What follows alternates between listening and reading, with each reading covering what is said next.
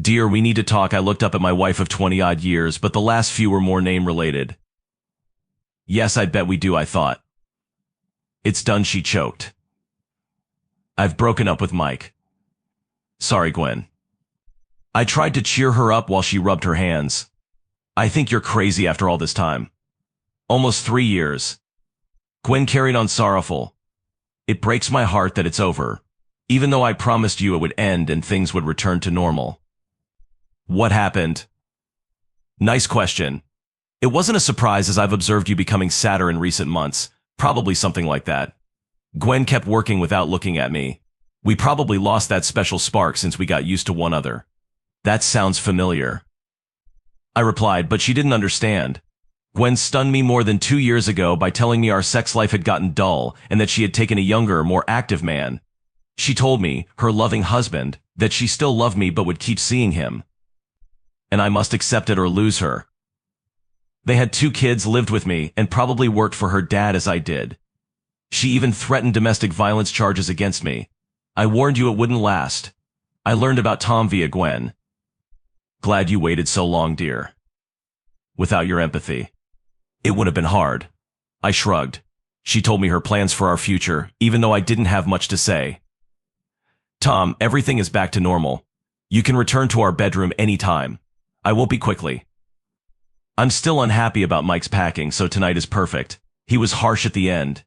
Then why? I inquired. He said what? She cried and said I was getting over it, had gained too much weight, and he no longer liked me when I was around. The reckless jerk. I was too old, but he promised to give me new stuff shortly. Mean thing you said. I felt bad for him and tried not to argue with his decision, but I wouldn't sleep in that bed again. Not after all your and Mike's uses. You know I never had him here when you were home. You mean all the days and nights I worked in France on business? The woman remarked, we'll get rid of that old bed. My subtle humor didn't land with her. Tomorrow we'll receive another. I whispered, a new bed could be wonderful. Our uneasy silence lasted a while. I'll make it up to you, Tom. Gwen cheered loudly at the end. We haven't slept together in over 2 years, but I've been thinking about it and think we could reconnect. Tom will see. Could it be Gwen? I asked calmly, as before. Sure, it's possible. Yes, it can. Well, cute. Gwen kept going, strengthening. See, we can continue from where we left off. This is cool when you think about it. We can abandon the last 2 years and start afresh. What did you mean before mocking me in front of our family and friends? Asked her. Before I stopped hanging out at the local bar with my buddies because you and Mike went so often. That's unfortunate, dear. That may not have been the best move since they knew what was happening. Everyone knew Mike and I dated. Gwen, maybe if you hadn't told them so many times how much better he was in bed than me, I thought, remembering the nightmare of Gwen and Mike's buddies repeating me her comments while laughing around me. She groaned, well, not better. Tom, after so many years together, our sex life was new and more intriguing. Like how yours and Mike's changed. She said, I guess so, with a nice smile. Honey, I knew you'd understand. Okay, I understand. However, I'm not sure I can return to that bedroom with you. Honey, you injured my man ego, and I'm not sure I can keep up. That's fine, my wife said. Why not drive to Brighton tomorrow for the weekend? The tiny hotel we frequented is available. We can drive your lovely Jaguar XK140 down as we used to. It will be fun. I'm excited to play with you again. That's hard. I replied briefly, it's nearly impossible. Why, Tom? Any issues with the car? I said, not as far as I know. I no longer own it. It's sold. Shocked, she. It happened. That very much sums up her years-long attention to me. Tom, you sold your Jaguar? Shocked, she. But you loved that car. You spent countless hours on it. How will you sell? It ended when I informed her it had been over a year, and she was shocked by how much our lives had changed and how little she knew about me. Tom, we can get you another one. Another idea was, we may buy back your old one. I informed Gwen, it's not for sale. What else can we buy it with?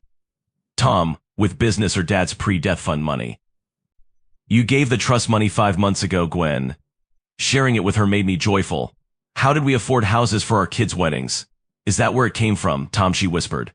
Never heard from you. I did, Gwen. Just like I said I'd sell the Jag. You were too preoccupied with that awful Mike to listen. But Tom, the family company is fine, right? She appeared needy when she asked. We're all right with money, right? The firm is fine, Gwen, happy to tell her. But we no longer own it.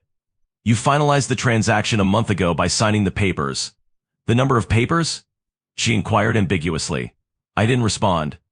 She was too preoccupied with her romance to consider our future. Still, there must be cash. Consider selling the company? Still wealthy? How will we proceed? I gave her time to consider. Let her contemplate all the changes that occurred while she was having fun at parties and with Mike and ignoring us. I said, your share will be just about enough to pay off the house's mortgage kind of loan. Feeling sorrowful, Gwen inquired. Her personal matters kept her busy. Meaning of my share? I spent half on a 45-foot sailboat catch. My career ended early and I'll tour the world. I detest boats, Tom. The pain made her scream. You know I loathe the sea. Yes, I checked. It doesn't fit you. Tom, what are you talking about? Why isn't that boat big enough for me? She inquired as if she had changed her mind about hating the sea. I told her it's designed for 2 sailors. I'm alone with my recently hired deckhand. He answered, but I could still come with you, sweetheart. We might still enjoy the Med or another wonderful place. We may sail to southern France. Kinwin stores were fun to browse. Last year Mike took me there. I'm afraid there's only one cabin, said I. The other thing was true, but the bedroom was excellent. She repeated, only one cabin. The deckhand sleeps where? She believed she discovered me. She was sleeping with me. I told her. Her long-term state. In shock, Gwen sobbed. The deckhand is female. Yes, I said gleefully. French, 28 years old, blonde, slim and attractive. He cooks well, knows boats, and fucks like a rabbit. Gwen started crying after receiving the message. Her tears continued the next day. I met my boat and gorgeous deckhand Giselle in La Rochelle, France. Setting it up took time, but I was getting paid. Gwen didn't know about my 6-bedroom luxury mansion nearby. With the money I saved over the years before selling the firm, I eagerly anticipated swimming with Susie. For some reason, she wouldn't take off her bikini top. I was excited to open the garage doors too. My beloved Jag XK140 has sat alone too long. Giselle and I were going to a fantastic French restaurant down the coast that I knew well. Mike, however, was robbed outside his favorite bar. Robbed and hit. He broke 5 ribs and both kneecaps. The hardest part was losing his pocketbook and a ball. Never again will he walk straight as long as I live. A good day, I suppose.